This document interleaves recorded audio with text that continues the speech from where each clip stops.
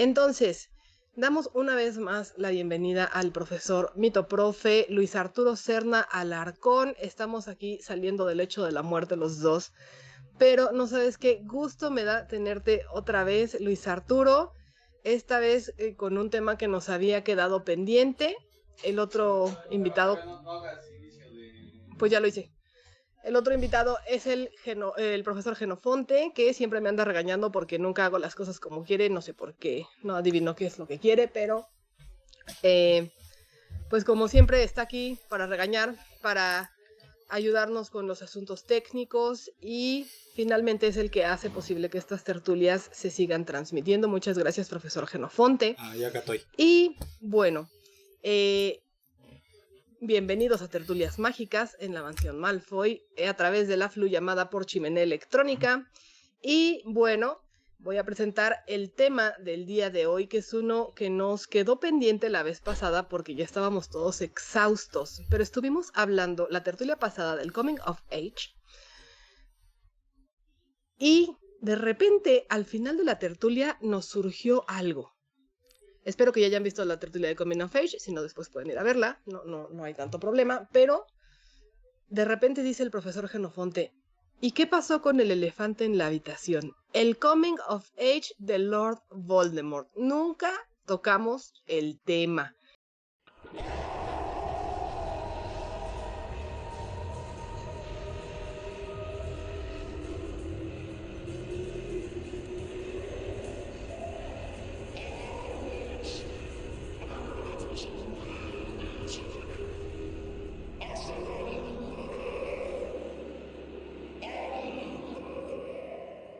Entonces, pues por aquí vamos a empezar. De eso se va a tratar el día de hoy. Es continuación de Coming of Age, pero centrados en Voldemort. Adelante, profesores. Muy bien, pues muchas gracias. De hecho, algo que me parece muy interesante sobre el personaje de Voldemort es que pese a que es el gran villano icónico de la saga y pese a que pues siempre va a ser objeto de discusiones y de teorías de todo tipo, pocas veces nos acabamos enfocando en cuál es la estructura narrativa de su desarrollo como personaje. Es decir, sabemos que tuvo una infancia, sabemos que está bien traumado, sabemos que pasó por un montón de cosas, pero pocas veces nos ponemos a analizar cuál fue su desarrollo de personaje.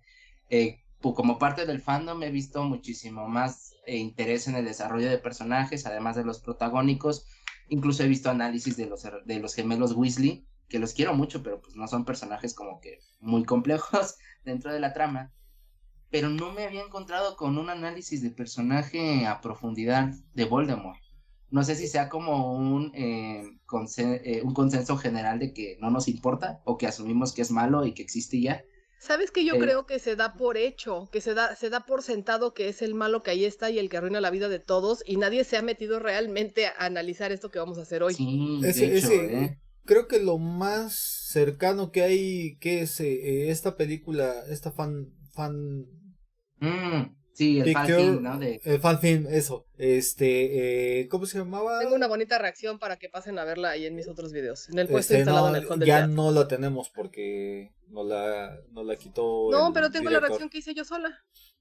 Y ese sí se quedó porque nos dieron así un cachetadón de copyright. Dijeron, no puedes. No, nos quitaron la otra porque esa no está completa. Acuérdate que en esa estoy hablando yo y salen pedacitos nada más. Esa no nos la quitaron.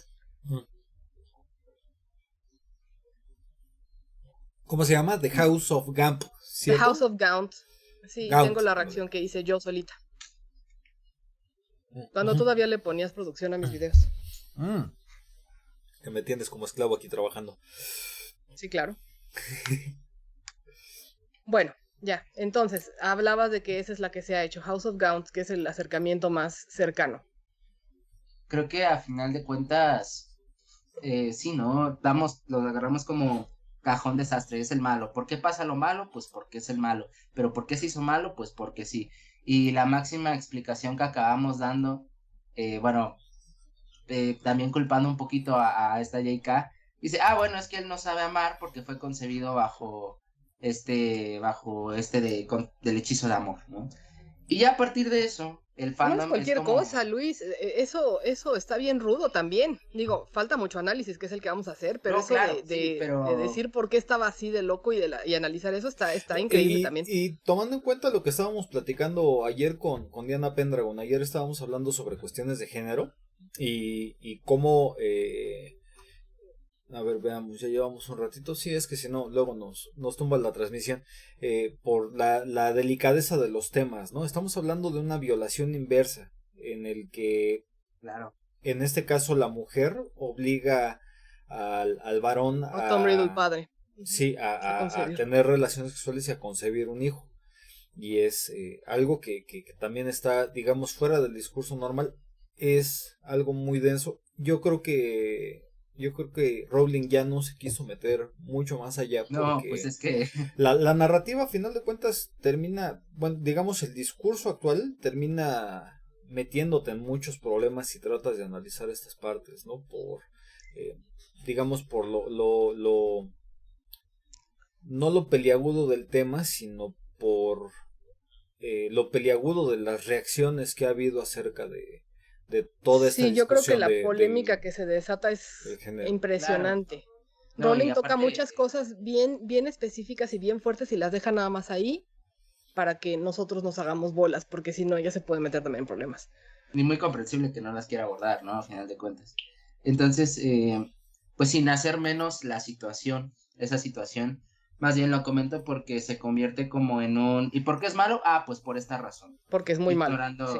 Ignorando, por supuesto, que cualquier personaje, y más personajes, no sé, como Dumbledore o Harry Potter, tienen una complejidad muy fuerte detrás, ¿no? Es decir, si te preguntaran por qué Harry es un sarcástico, no te van a decir, ah, porque vivió debajo de las escaleras de sus tíos, ¿no? Sino que te van a sacar, ¿no? En tal libro empezó a demostrar esta actitud y en tal libro esta otra cosa, ¿no? Esto no sucede para nada con Voldemort. De nuevo, veo como que este consenso general sobre, pues, es el malo y ya. Pero ya pensando en este detalle de la evolución, teniendo en cuenta que el Comic of Age es un acercamiento al reconocimiento del ser dentro de su entorno y cómo es que va teniendo cambios dentro de su entorno y cómo este entorno no es el que cambia, sino que es él en relación a este sitio que habita y que tiene una serie de descubrimientos muy propias relacionadas a cosas de la edad, pues vamos a empezar primero desde el humor, el de, a ver, pues que era Tom Riddle, un chico obsesionado con un diario, un chico obsesionado con su mascota, un chico Tenía su obsesionado diadema. con el poder, pues básicamente era un adolescente mexicano, ¿no? Era, Tom Riddle pues tan solo era un adolescente y ya. Pero, Era un adolescente de película gringa. sí, no, aquí estaría escuchando Panda, sobre todo. No habría sido una serpiente. Pero empezando desde ese chiste, ya podemos empezar a plantear. Realmente Tom Riddle sí acaba teniendo comportamientos que podríamos adjudicar a ciertos espacios de la edad. Considerando de principio, además de que fue un psicópata de niño y que cometió un homicidio de niño, quitando ese detalle, ya vamos viendo cómo este Tom tiene una interacción extraña con su entorno, ¿no? Ya de por sí, en términos de lo del viaje del héroe, ahí para que vean los videos que vimos, voy a utilizar terminología correspondiente. Este Tom, su umbral de seguridad es un orfanato, él vive exiliado. De hecho, él tiene su suerte de viaje del héroe también, en la cual él vive exiliado del mundo al cual pertenece. ¿Cuál es el mundo al que pertenece? Pues es el mundo mágico. Él vive exiliado de eso. Debido a este exilio va a tener una comunicación extraña con su verdadera naturaleza. En este caso, él no va a saber por qué las cosas raras que le pasan le están pasando. Después de esto, tiene dentro de este mismo umbral es cuando eventualmente suceden los primeros fenómenos extraños de su infancia, cuando eventualmente llega Dumbledore, y a partir de aquí tenemos el salto ya a su aventura por completo, ya accede a Hogwarts, ya tiene un viaje completo, todo su viaje que es una suerte de viaje heroico, pero nos vamos a enfocar más en la parte de la edad aquí, en Hogwarts. Ok, en este viaje heroico, Tom se empieza a reconocer a sí mismo como un mago. Es decir, y aquí me parece interesante porque Tom tiene una suerte de conflicto. Se nos presenta, por un lado, se deja de reconocer de cierta forma como humano. Esto nos lo dejan claro los profesores siempre hablando maravillas de él.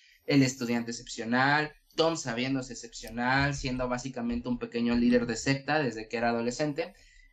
También suena a película gringa eso, por cierto. Pero tenemos esto, ¿no? Este Tom no se reconoce como un humano, se empieza a reconocer como una especie de mago por encima de los demás, pero también sabemos, por toda la historia de la creación de los Horrocruxes y la búsqueda de la inmortalidad, que él quería rechazar ese lado humano, ¿no? A final de ese lado mogul, ese lado sangre sucia, que sí, él de cierta forma no se reconoce como un sangre sucia, pero siempre va a tener esta lucha por no reconocerse a sí mismo en eso. Frente a los demás, se siente superior, pero siempre va a estar en esta búsqueda de autorreconocimiento, lo cual eventualmente vemos que acaba fatídicamente cuando escoge a Harry como un igual, pues porque ambos eran sangre sucia. ¿Y por qué hablo tan...? Bueno, son términos del fandom, ¿no? Ustedes se entienden, no lo tomen a no lo tomen a mal. Pero bueno, entonces, aquí vamos viendo, Tom se empieza a reconocer a sí mismo como un mago, pero no se empieza a reconocer como un mago normal y ya. Y esta parte también muy interesante del Comic of Age, el personaje se empieza a reconocer a sí mismo como una entidad distinta. Sí, sí es el mismo personaje, pero algo ha cambiado. Por ejemplo, una película que creo que sí mencionamos, una película japonesa llamada Tiembla todo lo que quieras. La protagonista en algún momento vive con normalidad su vida, pero en un momento se percata de su edad, se percata de que no está teniendo la misma vida que los demás, se percata que hay algo raro en ella y busca validarse frente a los demás. Esto mismo lo podemos... ¿En qué plataforma podemos encontrar esta película? Al momento pues yo la para verla al encontré rato en la noche. Ya la encontré. Discúlpenme. Okay. Disculpen. Yo la encontré en Cuevana. Ahí se encuentra. Cuevana 40, okay, ¿no? Sí. Muy bien. La nueva Cuevana. También en otro ejemplo de esto lo podemos ver en la película de Sing Street, otra película, esta también la súper recomendé. En Sing Street el protagonista en algún momento no se reconoce como un adolescente entre los demás debido a que acaba de entrar a una escuela eclesiástica, se empieza a reconocer como adolescente hasta que tiene un interés romántico por alguien. E incluso el mismo Harry de hecho tiene un viaje muy paralelo a Tom en esto, en el cual él se empieza a reconocer sí como mago, como persona, pero se siente distinto a los demás. Esto va a ser muy común. En la llegada de la edad, te empiezas a reconocer a ti mismo como individuo en relación a los otros, en relación a la otra edad. En este caso, Tom, sabemos que se sabe un gran mago, podemos asumir que debido a esta grandeza que tiene y a toda esta onda rara sectaria que va desarrollando, pues se plantea como líder. Y aquí tenemos un hueco enorme. Sabemos qué sucede con Slughorn. Una pregunta. ¿Para ese entonces, Malfoy, para ese entonces Tom ya sabía que él era descendiente de Slytherin? ¿Para entonces cuál? ¿Para cuando llega a Hogwarts? No, en el momento en el que llega no. Él justamente por la grandeza que sentía que tenía, que asumía que tenía, sabía que tenía que ser descendiente de alguien muy interesante y sabía que él asumía que su mamá era muggle porque se había muerto y si hubiera sido bruja no se hubiera muerto, entonces empezó a buscar por el lado de su papá y así fue como se fue dando cuenta. Okay. Muy bien, que de hecho ahí tenemos un hueco hasta que llegamos a estos eventos en los cuales Tom viene en la búsqueda de sí mismo, acaba encontrándose con su ascendencia, ¿no? Que también esto va a ser muy común, ya sea la búsqueda o el rechazo de la figura paternal, de nuevo, pues ni siquiera solo del Comic of Age, ¿no? Esto es como que muy común en ciertas etapas, o buscas, si el personaje no tiene una figura paterna fija, va a buscar una figura paterna o materna que pueda llenar ese hueco y que le dé el reconocimiento. Bueno, Harry Potter lo podríamos resumir como Daddy Issues, la saga, básicamente solo con Harry. Hay miles de ejemplos con Harry, con Sirius, con Dumbledore, etcétera, etcétera. O bien va a buscar alejarse de la figura paterna, va a buscar alejarse de dicha figura paterna porque no se siente reconocido dentro de esta figura paterna o siente un rechazo hacia esa figura paterna. Esto pues lo podemos ver en, no sé, Star Wars, cuando Luke rechaza el lado oscuro al saber que Darth Vader es su padre, que bueno, no creo que sea spoiler, ¿verdad? Es cultura popular. En todo caso, no. Ahí o se busca la aceptación o se busca el rechazo de la figura paterna, que de nuevo, vinculando con lo que hablamos del viaje del héroe, les dije que uno de los puntos más importantes del viaje del héroe es la reconciliación con la figura del padre, o de la madre en todo caso. Aquí se ve bien claro. El reconocimiento del yo dentro del Coming of Age no solamente es reconocerse a uno mismo como individuo, que es una primera etapa, reconocerte a ti mismo como individuo.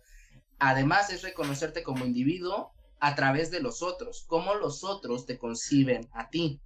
Y además de esto, y muy importante, el individuo no solo se construye desde la perspectiva propia, sino que factores como el hogar, factores como la familia, ayudan a construir quién eres. En este caso, ¿quién le va a ayudar a construir quién es a Tom? Su familia, ¿no? Y de nuevo, este mismo análisis se le puede hacer a Harry porque bueno, no es que sean personajes que hayan sido escritos absolutamente paralelos para que viéramos su historia igual, sino que más bien, pues ambos personajes responden a una estructura clásica de evolución de edad. Entonces, el reconocimiento del yo a través del otro, es decir, Tom se reconoce como mago, Tom se reconoce como un gran mago porque sabe que es un excelente mago, y Tom acaba reconociéndose a sí mismo dentro de su familia. Que aquí llegamos a cuando eventualmente conoce que pues se acaba siendo heredero de esta famosa familia.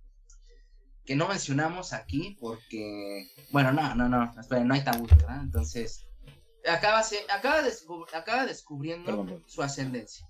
En este reconocimiento del yo a través de la familia, Tom ya está construyéndose a sí mismo. Y esto resulta interesante porque en el Comic of Age vamos a tener una de dos. O el personaje decide construir su personalidad como en una especie de autoescritura, en la cual el personaje decide qué es lo que quiere ser dentro de su vida y qué aspectos de su vida quiere resaltar por encima de otra.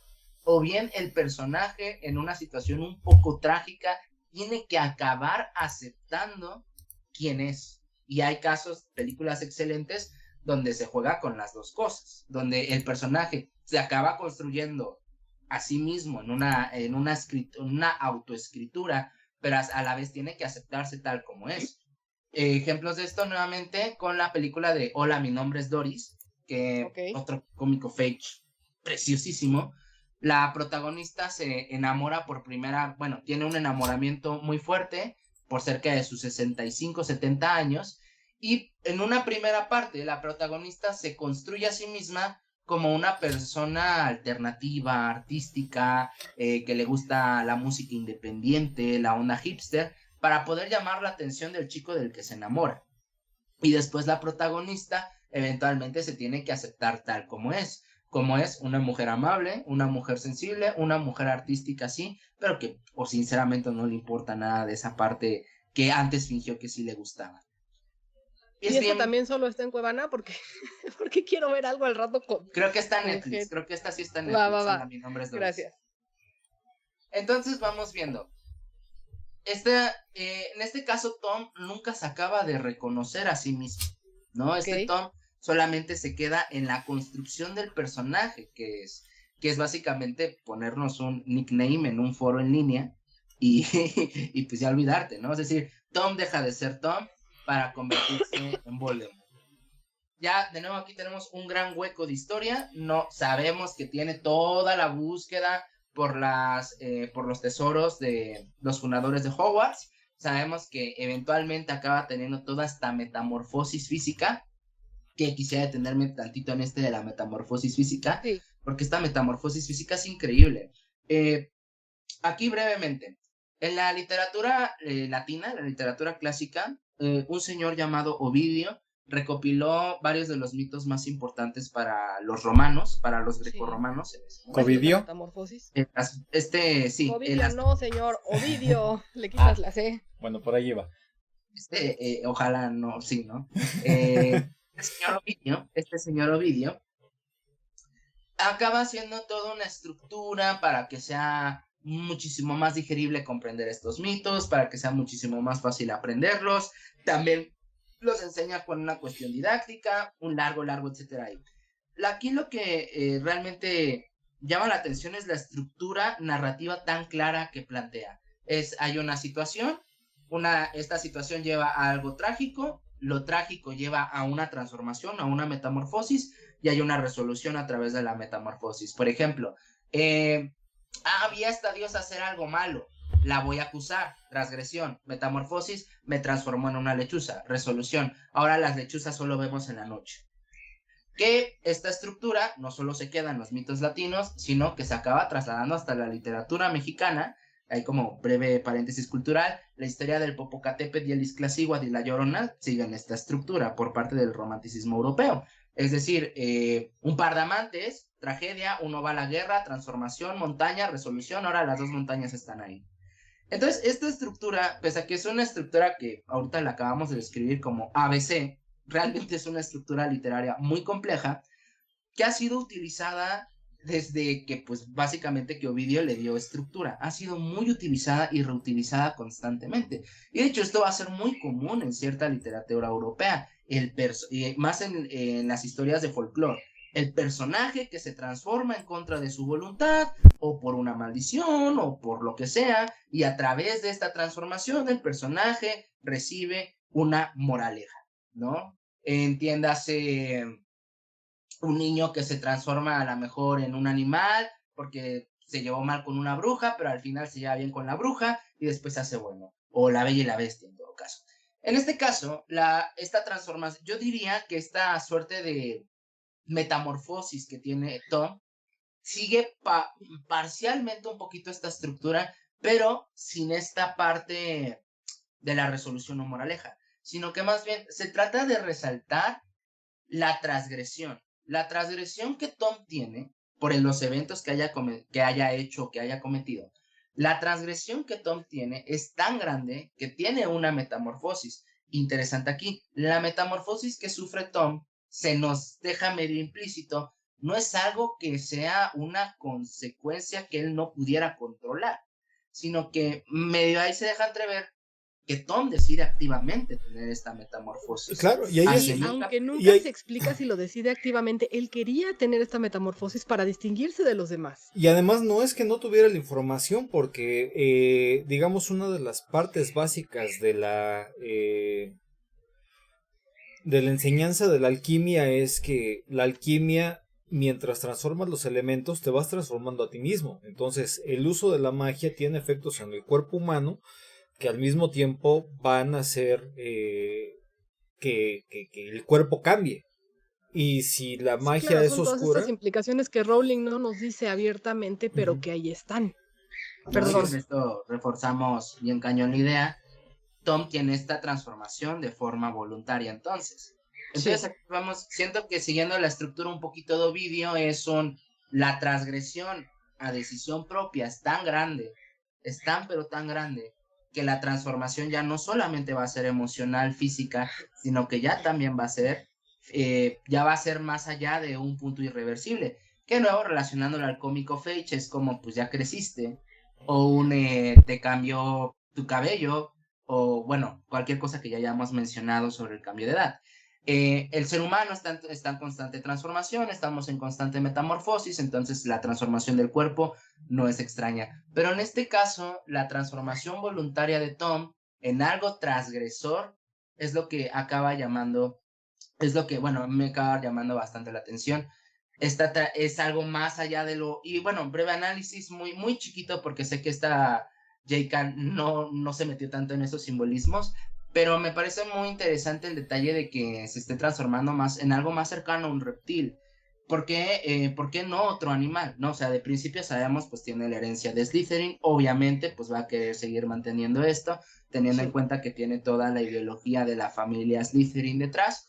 Además de esto, yo diría que es en la serpiente por la cuestión de la renovación, quizá un poquito por la figura del Uroboros, del eterno ciclo, ¿no? Es decir, también, no voy a morir. Es que también la parte de la sabiduría asignada a la serpiente, ¿no? O sea, claro, es sí. fuertísima esa simbología, ¿no? Hay tantas simbologías. Fuertísima, señor. Fuertísima. Y también hay que tomar en cuenta el contexto cristiano de Rowling, ¿no? De cierta manera sigue entrando ahí esta parte de la serpiente, del acusador, del opositor. La que tienta. Exactamente, ¿no? Es caer en la tentación de practicar magia oscura, y con la tentación viene la creación del pecado, y con la creación del pecado viene la... ¿Cómo se llama? No se llama maldición, se llama como la caída, como... El descenso. No, como... Que te degradan a payaso, Exactamente eso, como en Dumbo. eso, precisamente. Muy bien, continuando ahí brevemente, también el hecho de pues los ojos amarillos y rojos, pues bueno, que sí, ahí vemos fuertemente, ¿no? La alerta de religión ahí sonando, muy fuerte con lo de los ojos amarillos y rojos, claramente, pero también a mí algo que me gusta pensar, que bueno, esto ya más, no creo tanto que haya un simbolismo, quizás sí lo haya, es el detalle de la relación con la naturaleza, ¿sabes? Es como el ser humano, este mago está más allá de lo humano, por eso ya está como transgrediendo a otro límite, ¿no? En este caso a lo natural, pero pues eso ya es más como de perspectiva de otras mitologías, no tanto de las mitologías en las que J.K. se basó. Entonces aquí tenemos a Voldemort sufriendo una transformación física, literalmente una transformación física, no solo propia de la edad, sino una transformación voluntaria para rehacerse frente a los demás. Y aquí viene algo bien importante. Este Voldemort se está construyendo a sí mismo constantemente. Es un personaje que se está construyendo voluntariamente frente a los demás. No es un personaje que se acaba de reconocer, sino que es un personaje que está en la constante escritura del yo, en una especie de autoficción. No, o sea, fácilmente este Voldemort me lo imagino transformándose en alguien más, pasando por las calles y decir, oye, ¿no? ¿Qué crees que el Voldemort una vez mató a 3 pájaros de una piedra? Y probablemente inventándose rumores de ese tipo. Porque al Como final de creando cuentas, la leyenda propia.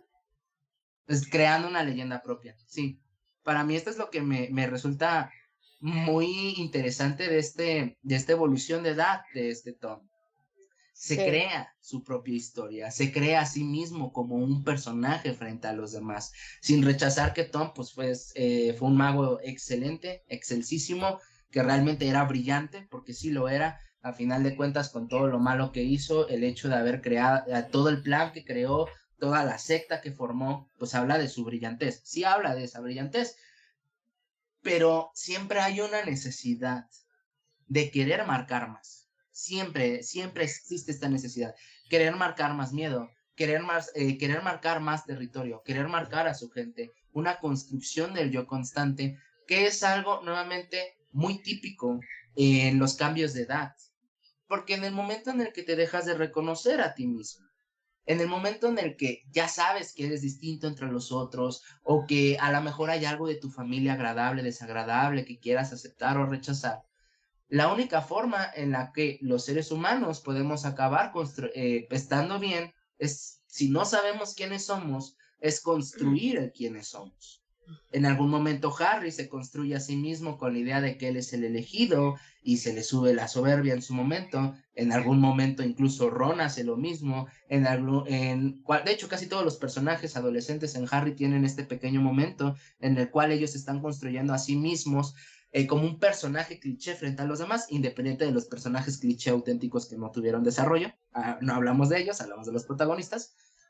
Entonces vemos a Voldemort haciendo esto. Y es que, de nuevo, esto es algo muy común. El personaje se tiene que acabar autoconstruyendo porque no se acaba de reconocer a sí mismo o porque no acepta este autorreconocimiento. Y te escucho mientras tiempo ahí, tiempo, un segundo también. Espera. Profesor Genofonte, se le solicita en el área de WhatsApp para que vea un mensaje que le mandé. Ok, ahorita lo checo. No, es urgente. Voy. Ahorita nos dices. Nada, no me contestes nada, solo lee. Justo estaba pensando, sí, ya está. Justo estaba Gracias. pensando en la parte de cómo las personas se construyen como personajes clichés, ¿no? Tomamos ciertos rasgos específicos y esos rasgos específicos los introducimos dentro de nuestra personalidad y asumimos que esa es parte de nuestra verdadera personalidad, ¿no? Es algo que he estado platicando bastante los últimos días con varias personas, con Malfoy, con una amiguita, con la gente en general, que me he estado preguntando yo mismo, ¿no? Como de repente asumimos justo la construcción externa de nosotros y cómo también eso influye en la construcción interna de nosotros. No sé cómo decirlo, ¿sí me explico? O sea, Sí. estos rasgos que la gente atribuye a nosotros terminamos interiorizándolos y terminan formando parte de lo que deberíamos de ser, ¿no? Es esta parte del soy contra el deber ser, contra el querer ser, ¿no? Son como estos tres ámbitos distintos que están peleando unos con otros y desde los que formamos nuestra personalidad, digamos. Que sí, ¿no? Y eso siempre resulta bien interesante, ¿no? Yo actualmente estamos hiperbombardeados por todo tipo de medio de comunicación que nos puede hacer más complicado la construcción, ¿no? Pero, bueno, yo creo que qué bueno que Voldemort no tuvo acceso a redes sociales, ¿no? Porque en todo caso, ¿qué habría sido de la construcción de su yo? Eso habría sido interesante. ¿Y por qué menciono esto? Porque Tom creciendo, básicamente pues creció con el ego súper infladísimo por detalles de magos, al pensar que los magos son una especie superior al resto de la humanidad, que bueno, recordando un poquito sobre lo que mencionamos cuando hablamos de la fantasía urbana, que me parece que esto pues acaba siendo un reflejo de ciertas ideologías, una especie superior a otra especie, pues acabó en que Tom se acabó convirtiendo en lo que es, ¿no? Eventualmente descubre lo de la varita de Sauco, no, por supuesto, tiene que ser mía. Entonces, esta parte me gusta porque creo que de cierta forma acabamos respondiendo por qué vemos a Voldemort como este personaje un tanto cliché. ¿Por qué no nos preguntamos por qué es tan malo, no? Y es porque la construcción del yo que se hace de sí misma es algo propiamente de un personaje adolescente. O sea, realmente esta obsesión, o sea, ni siquiera es como que lo haga poquito, es una obsesión, porque sabemos que desde que resucita, nuevamente empieza a sembrar miedo. O sea, sabemos que hizo cosas horrendas, obviamente, pero el hecho de crear el tabú de que nadie puede decir su nombre porque ya lo van a estar cazando, toda la cacería que hace en el séptimo libro, nuevamente nos acaba reforzando esto. Además de que era un nombre que él mismo se inventó, porque él renuncia al nombre de Tom Riddle y se crea este anagrama de Lord Baldomero, ¿no? Entonces, es como esta parte de seguir reforzando su leyenda, ¿no? De meterse en el inconsciente de las personas para, si no logra sus objetivos, por lo menos queda grabado en la historia, digamos. Sí, y de hecho yo creo que ahí habla de otra necesidad bien cabrona del personaje, perdón, bueno, ahí, Sí, bueno, lenguaje, profesores. una necesidad bien fuerte del personaje de la Fuer- búsqueda de la Fuertísima. trascendencia, buscar ser más que humano, busca ser más que humano en todo momento. Eso lo vemos tanto en la transformación física como en la búsqueda de la inmortalidad, como en la búsqueda de que no se le olvide, ¿no? Que si lo llevamos a un punto más esencial, pues es triste, acaba resultando hasta triste, es el miedo del hombre es el miedo de un hombre a desaparecer en la historia. No, Sí, claro, sí, sí. mucha muerte de por medio, pero acaba siendo ese miedo. Entonces Es vamos viendo aquí, ajá, un poco lo que pasa en Coco, ¿no? Con ¿cómo se llama este pseudo Pedro Infante? El que era Ernesto de la abuelito, que Ernesto no de la era Cruz. su abuelito. Ernesto de la Ernesto de la Cruz. Cruz. Ernesto de la Cruz, exactamente, ¿no? La búsqueda de la inmortalidad a través del recuerdo. Entonces, fíjense aquí ya eventualmente cuando este Voldemort ya tiene aparentemente la construcción del yo completa, cuando ya tiene ya se identificó a sí mismo como algo distinto, se identificó como algo distinto entre los otros y hay una necesidad obsesiva por este reconocimiento de los otros, así no hay un reconocimiento sano ni una sanación sana al reconocimiento de la familia, Eventualmente tenemos la construcción del yo, el cambio de la normalidad, que aquí también, o el personaje en los Comic of Age acepta la realidad como es en la actualidad y se adapta a ella, o rompe un poquito el status quo. En el caso de Voldemort, Voldemort no acepta la realidad tal como es, la modifica, y bueno, tenemos el eventual enfrentamiento contra Harry, y un Comic of Age incompleto por parte de Voldemort, porque el Comic of Age, el encuentro de la edad, a final de cuentas es sí, es la construcción del yo, pero también es la aceptación del cómo eres. Esa es eventualmente la aceptación del cómo eres, de que va a haber cosas que no vas a poder controlar, de que va a haber cosas de la situación que no vas a poder cambiar y seguir creciendo. Voldemort nunca acabó de ese punto. Siempre, se quedó solamente en la construcción del yo. No acepta, no acepta ni no acepta su mortalidad, no acepta ninguna circunstancia de lo que está viviendo, solamente está tratando de imponer.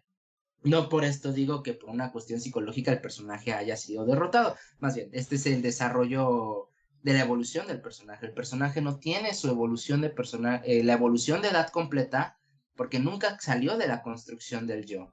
Yo creo que esta construcción del yo, que no se completa, más bien, o que no se transgrede, que no se rompe, que se queda así, muy probablemente se deba pues a estas cuestiones de que sabemos que el personaje, un personaje incapaz de sentir amor, empatía por los demás, y bueno, una serie de situaciones políticas que tampoco permitieron que se diera cuenta de ello.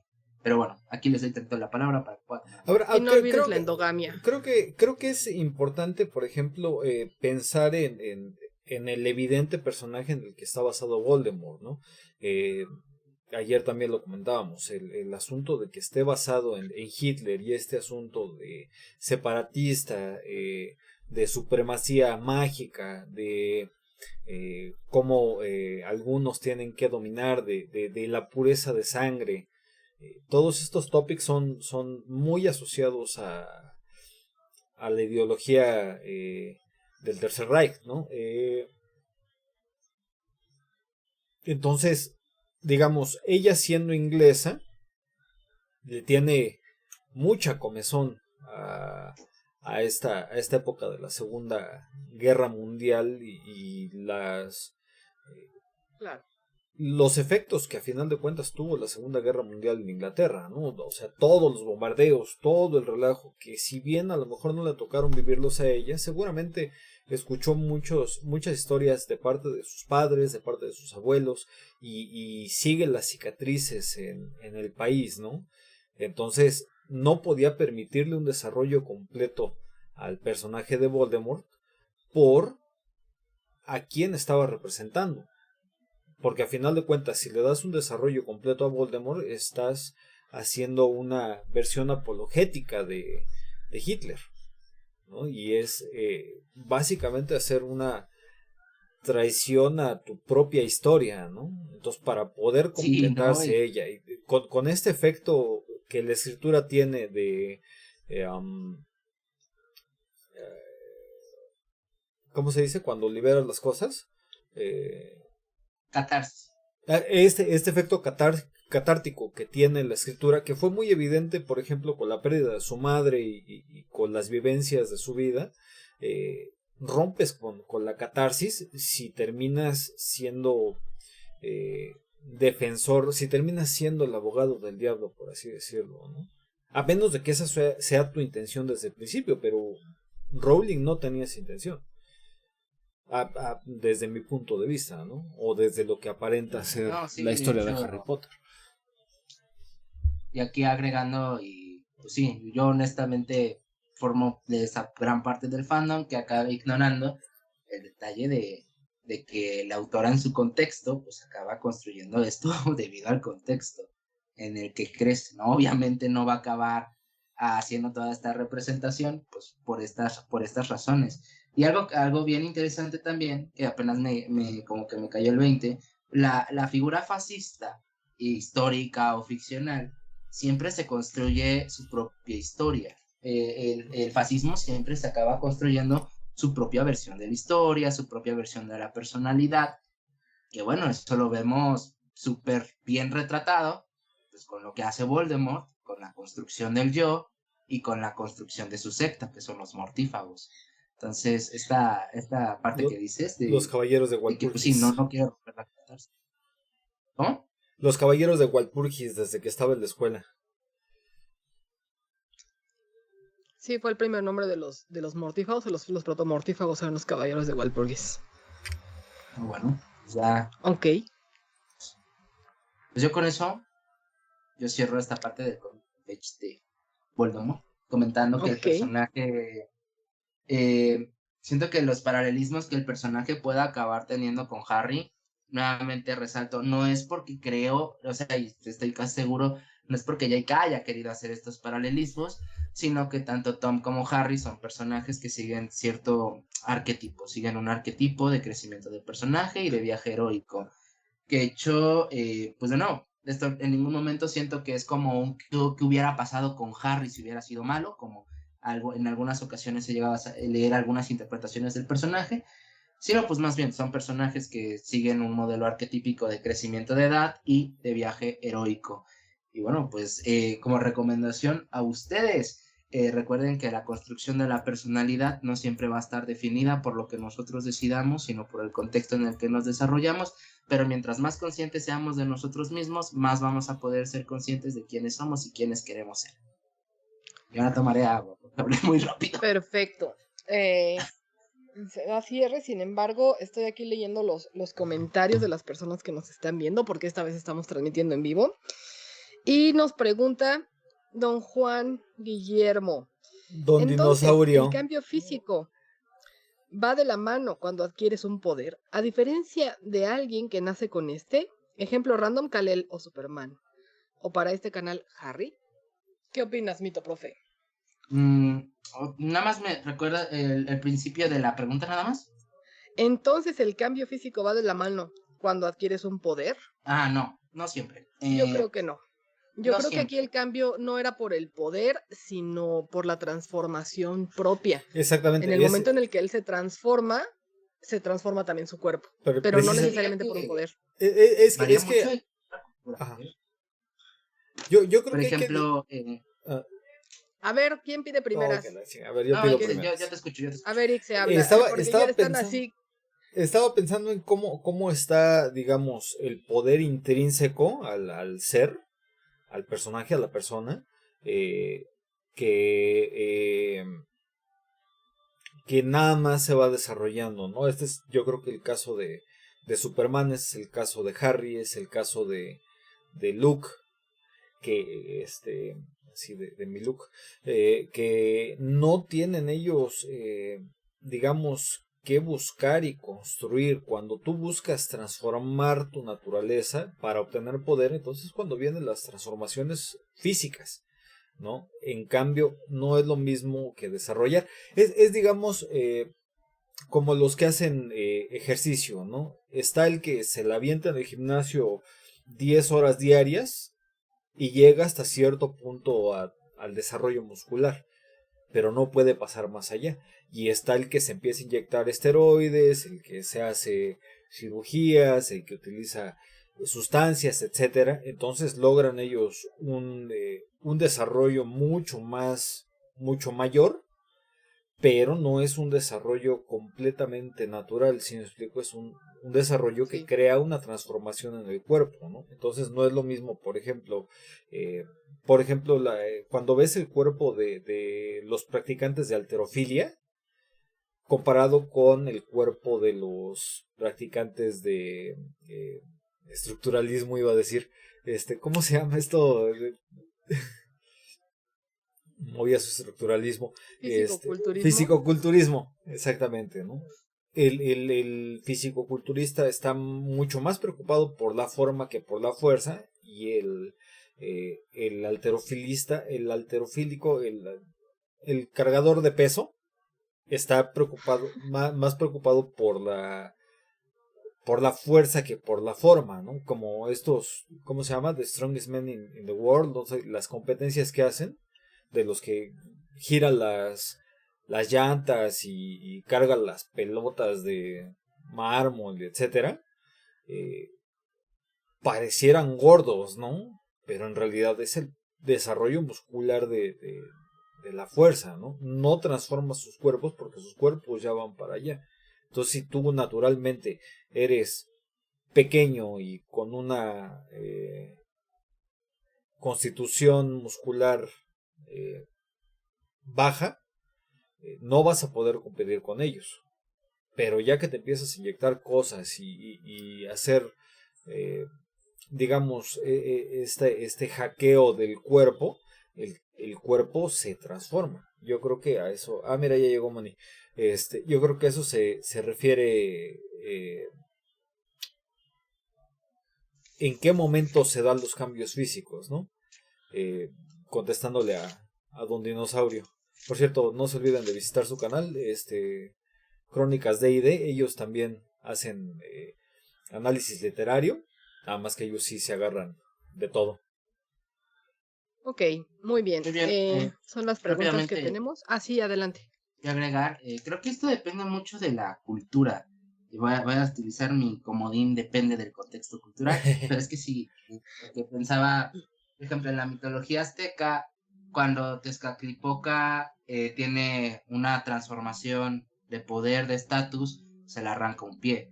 Cuando Quetzalcóatl tiene una alteración de poder para hacerse uno, una especie de uno con el universo, se autoinmola en fuego, ¿no? Pero esto es propia de la mitología azteca. Pienso en la mitología griega, cuando un héroe adquiere un poder o una habilidad no tiene ninguna transformación física.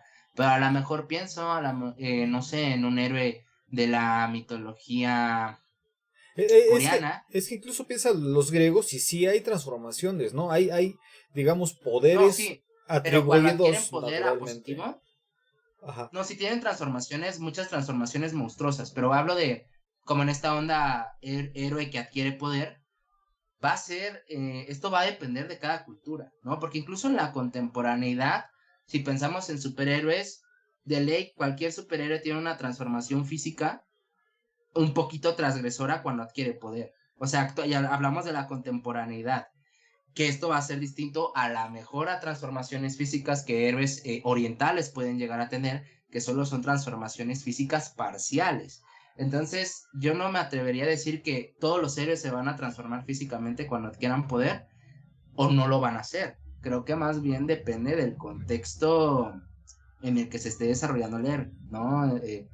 Por decir algo, por hablar de tendencias, yo diría que la tendencia al héroe occidental contemporáneo, superhéroe, de cine específicamente, es que sí tienen una transformación física. Y hablando del héroe oriental anime, yo diría que tiene una transformación física parcial y que puede ser reversible.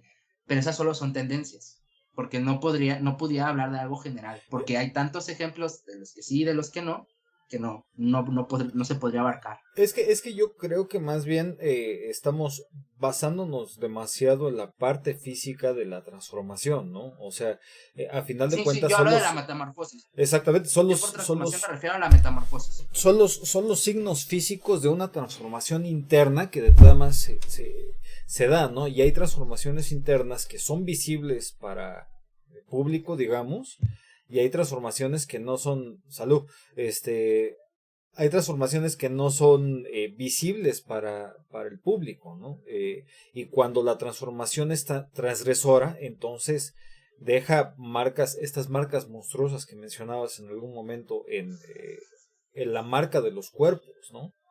Que son muy evidentes por lo transgresor de la transformación, ¿no? Y creo que la parte transgresora viene en cuanto a la intención de por qué se hace la transformación. Por eso ocupaba yo el ejemplo de los fisicoculturistas, ¿no?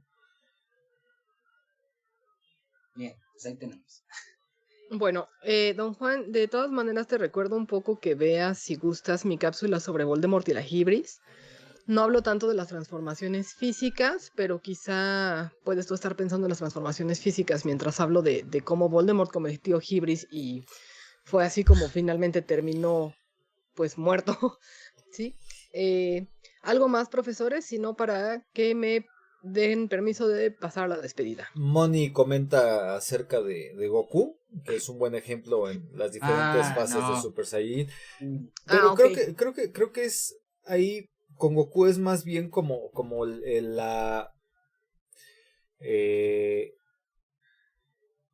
digamos la representación gráfica del proceso interno, ¿no? Porque no me parecen transformaciones monstruosas como las llamas tú, Mito, ¿no? Metamorfosis en todo caso, Son básicamente. porque aquí a lo mejor podríamos considerarlo como una metamorfosis más completita, si no sé, le saliera pelo, ¿no? Que eso eventual sucede en un momento muy específico de Que los ya no es canon. 90s, pero es porque habla de una tendencia de los 90s de tener metamorfosis de ese tipo, ¿no? Pero más bien yo creo que transformaciones de este tipo en los que le cambia el color del cabello o se le eriza el cabello, entiéndase Goku o cualquier chica mágica o chico shonen que solo sucede esto, no lo vería tanto como una metamorfosis, es Porque son un pequeño cambio temporales. de estado.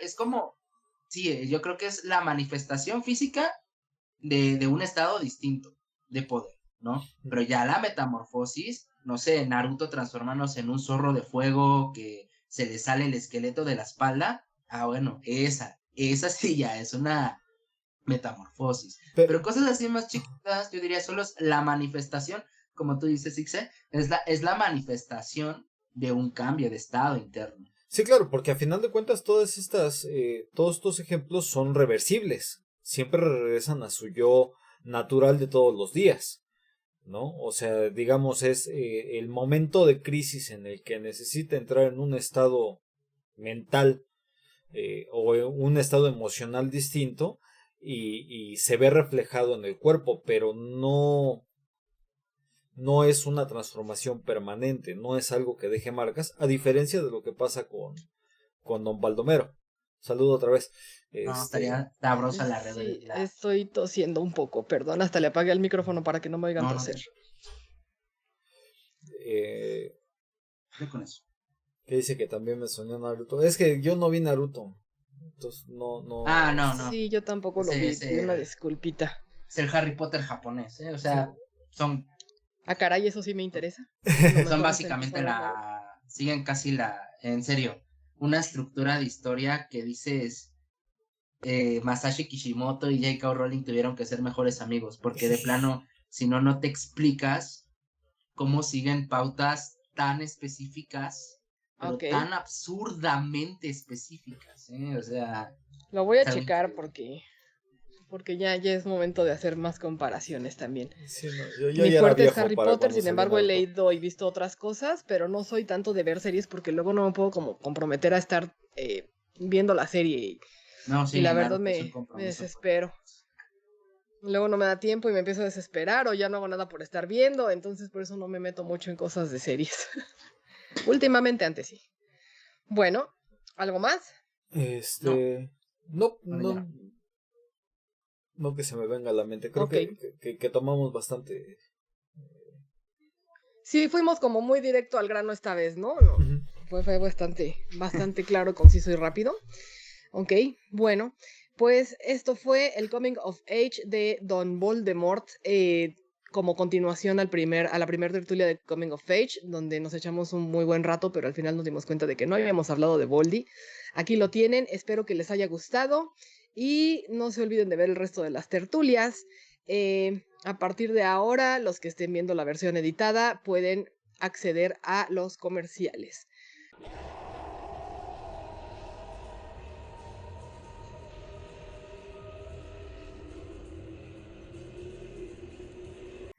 Si les gustó el video, denos like, manita arriba. Suscríbanse al canal y denle click a la campanita para que les informe cuando haya nuevo contenido y mientras tanto pueden aprovechar para ver nuestro viejo contenido. Además, estamos estrenando la nueva función de membresías, en que por un donativo mensual tan módico como ustedes lo decidan, podrán acceder a contenido exclusivo del canal y sus integrantes. Pero no se olviden de que si no desean donar, de todos modos podrán seguir disfrutando del contenido gratuito del canal como siempre y seguiremos añadiendo más y más. Ay, pero mejor si donen.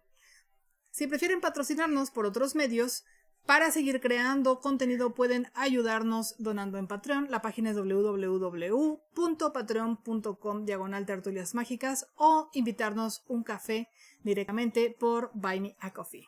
No se olviden además de comprar artículos promocionales, vinilos decorativos y regalos personalizados en Personalizables Cuyo Virtuoso, que es la empresa que subsidia este canal, para que podamos seguir produciéndolo. Hasta luego. Las únicas preguntas fue lo de Goku y lo de Guillermo. Por Bueno, eso no entonces, dije más. Entonces pausamos un momento. Pausamos un momentito y regresamos. Yo por el momento voy a leer. A ver, aquí estuvo Laura Malfoy, estuve yo. Saludos a Desbaratando la Letra, Jorge Guerrero, a nuestro amigo Don Dinosaurio, Tania Guillén, que nos está acompañando otra vez, Jorge Herrero, Moni, y tengo la sensación de que hay más gente, pero no alcanzo yo a ver quiénes son los que están en el chat.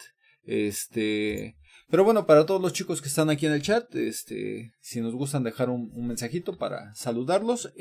Ahorita estamos intentando algo un poco distinto a lo que hacemos normalmente. Normalmente hacemos esas transmisiones en vivo en Twitch exclusivamente. Ahorita estamos viendo qué tal funcionan en YouTube. De cierta manera se hace un poquito más complejo, pero se hace al mismo tiempo más simple poder hacer las transmisiones de este lado.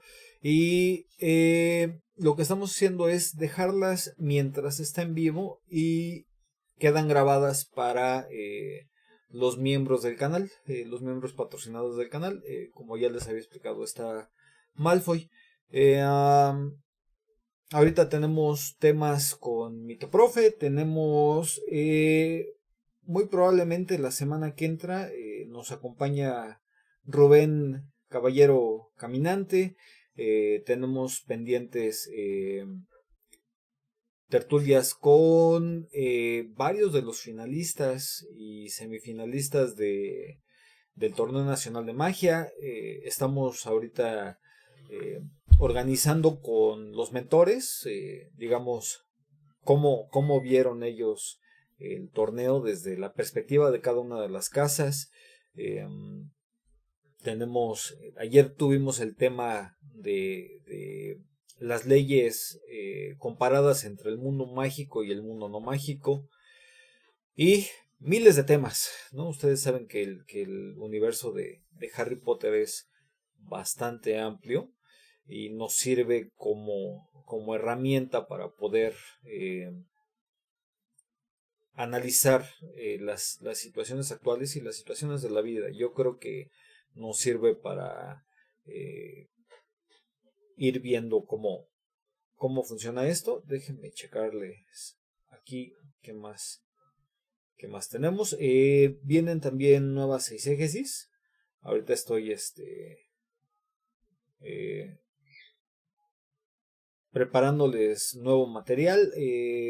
Las cápsulas de Malfoy, ya saben, cápsulas explicativas en las que con un lenguaje accesible pone digamos una especie de resumen y pequeño análisis acerca de temáticas específicas que a veces no dan para una discusión de 2 horas, aunque nosotros discutimos de todo, entonces no importa lo simple que es el tema, podemos aventarnos 2, 3, 4 horas hablando de ello. ¿Qué más? Es que no lo tengo yo apuntado porque Malfoy es la que lleva la agenda y ahorita no está. Entonces déjenme ir a apurarla. Espérenme un momentito, van a ver aquí vacías las cámaras, pero no nos desconectamos, seguimos aquí en vivo. Si quieren vayan a servirse agüita o vayan a servirse cafecito, que es lo que yo voy a hacer. Entonces nos vemos en un segundo.